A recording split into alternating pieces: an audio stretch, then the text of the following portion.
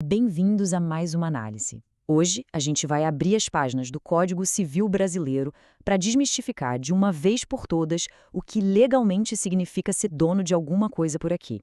A propriedade é algo que dita as regras das nossas vidas todos os dias, desde a casa onde a gente mora até o celular que seguramos agora. Mas raramente paramos para analisar a verdadeira anatomia desse direito. Então, vamos mergulhar nisso. A nossa rota de hoje é super direta e tem 5 paradas. Primeiro, a essência da propriedade. Depois, como defender o seu domínio. Em terceiro, a evolução e a função social desse direito. No quarto ponto, os fundamentos de onde isso tudo vem. E, para fechar, a curiosa situação dos achados e perdidos. Começando logo pela seção 1, a essência da propriedade. Olhando lá no artigo 1228 do Código Civil, dá para notar que a lei evita entregar uma daquelas definições chatas e estáticas de dicionário. Em vez disso, ela define a propriedade como o mais completo dos direitos subjetivos, focando inteiramente nas faculdades concedidas ao dono. A propriedade é literalmente a matriz de todos os direitos reais. E o mais interessante aqui é perceber que ser dono não é só ter o nome no papel. É receber da lei um conjunto dinâmico, uma verdadeira caixa de ferramentas para agir. E que ferramentas são essas? A lei divide esse pacote em 4 poderes fundamentais. O primeiro é o direito de usar, o famoso jus utendi do latim, que é basicamente serviço da coisa como achar melhor. O segundo é o direito de gozar ou usufruir, ou jus fruendi, que permite tirar proveito econômico daquilo, tipo receber um aluguel. O terceiro é dispor, o jus abutendi, o poder de vender, doar ou transferir o bem. E o quarto, que é absolutamente crucial, é o direito de reaver, a reivindicatio, a capacidade de recuperar a propriedade das mãos de quem quer que a possua de forma injusta. Ou seja, a propriedade plena só existe de verdade quando todos esses 4 poderes estão concentrados nas mãos do proprietário. Avançando para a seção 2, defendendo o seu domínio. Para entender essa espécie de sistema imunológico contra invasores que a lei criou, a gente precisa olhar para uma máxima do direito romano que atravessou os milênios.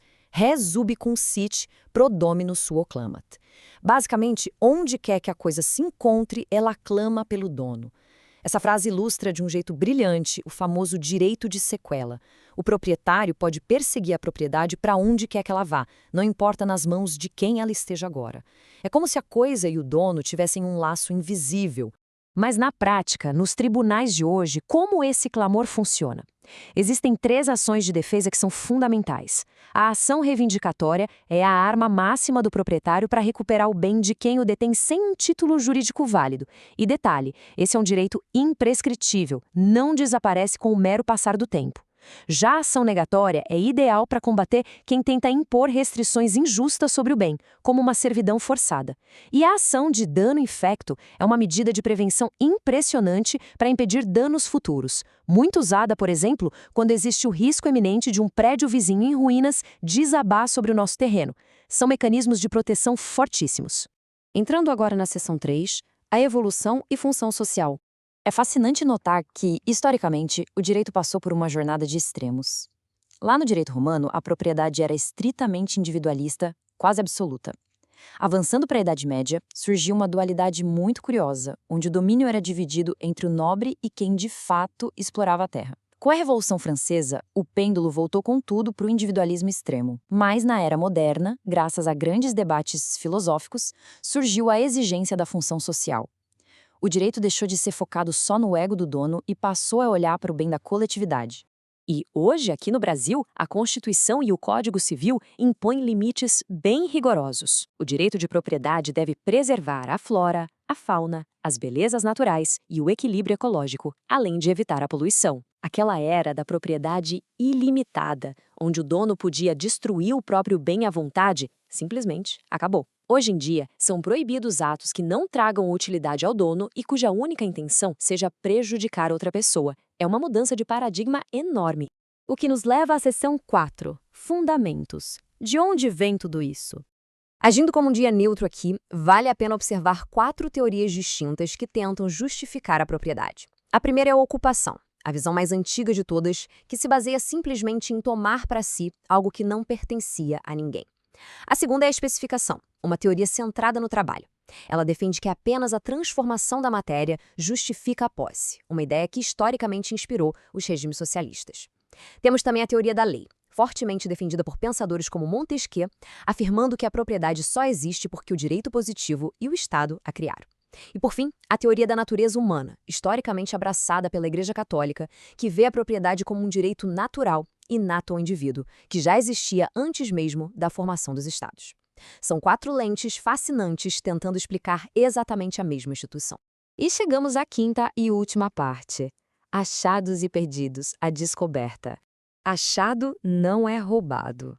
Quem nunca ouviu essa frase no pátio da escola, né? Mas ela esconde uma armadilha. A lei brasileira exige que quem encontrar um bem alheio faça o possível para restituir a coisa ao dono ou então entregá-la às autoridades. Guardar algo encontrado para si, sem tentar devolver dentro de um prazo de 15 dias, é, na verdade, uma infração prevista no Código Penal como apropriação de coisa achada. Ou seja, a resposta da lei para aquela velha brincadeira é dura e bem direta. Por outro lado, o direito também sabe recompensar a honestidade. Quem devolve a coisa achada tem um direito garantido por lei a uma recompensa de, no mínimo, 5% do valor do bem, além de ter todas as despesas com transporte e conservação indenizadas. E aqui entra um detalhe extra que é de cair o queixo. Se o verdadeiro dono da coisa achar que pagar a recompensa simplesmente não vale a pena e decidir abandonar o bem, adivinha, aquela pessoa que encontrou passa a ser o novo titular legal da propriedade. A reviravolta perfeita. E a gente finaliza a análise de hoje com uma provocação. Vimos as 4 ferramentas poderosas do proprietário e suas defesas, quase inquebráveis. Mas também vimos que a evolução atrelou a propriedade ao dever social e ecológico. Então, fica a reflexão. Com tantas limitações e exigências modernas em nome do bem comum, será que ainda existe alguma propriedade que seja verdadeiramente absoluta hoje em dia? Pensar sobre isso é compreender como as leis moldam profundamente a sociedade em que a gente vive. Um grande abraço e até a próxima análise.